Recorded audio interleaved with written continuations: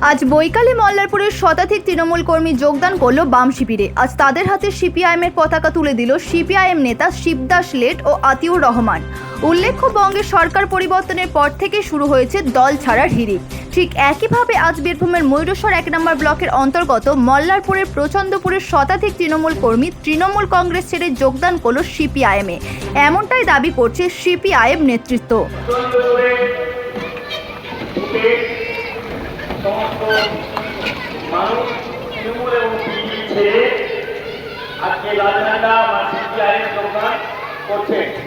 তাদের হাতে আমাদের পতাকা রয়েছে কংগ্রেস সিসি দে, শিবদাস শেখ, শান্তা শেখ, আয়ুষ শেখ এবং আরো অনেকে, এবং এই ঝান্ডা গ্রহণ করছে আতিউর রহমান,